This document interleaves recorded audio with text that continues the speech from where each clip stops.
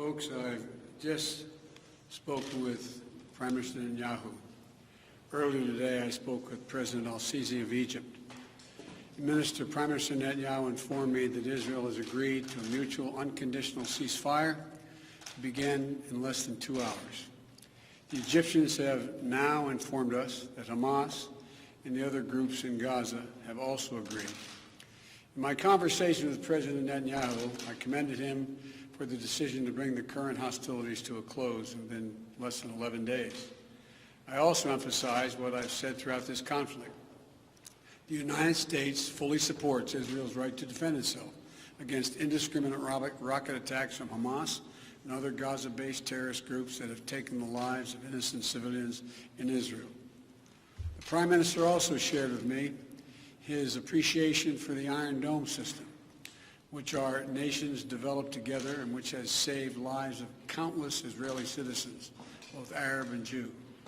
I assured him of my full support to replenish Israel's Iron Dome system to ensure its defenses and security in the future. Over the last 11 days, I spoke with the Prime Minister 6 times. I've also spoken with President Abbas of the Palestinian Authority more than once and part of our intense diplomatic engagement. And I want to also thank the Secretary of State, the Secretary of Defense, our National Security Advisor, and everyone on our team for their incredible efforts to bring this outcome that we're about to see. You know, we've held intensive high-level discussions, hour by hour, literally. Egypt, the Palestinian Authority, and other Middle Eastern countries, with the aim of avoiding the sort of prolonged conflict we've seen in previous years when the hostilities have broken out. I extend my sincere gratitude to President al-Sisi and the senior Egyptian officials who played such a critical role in this diplomacy. I also appreciate the contributions of other parties in the region who've been engaged in working toward the end of hostilities. These hostilities have resulted in the tragic deaths of so many civilians, including children. And I send my sincere condolences to all the families, Israeli and Palestinian, who have lost loved ones, and my hope for a full recovery for the wounded.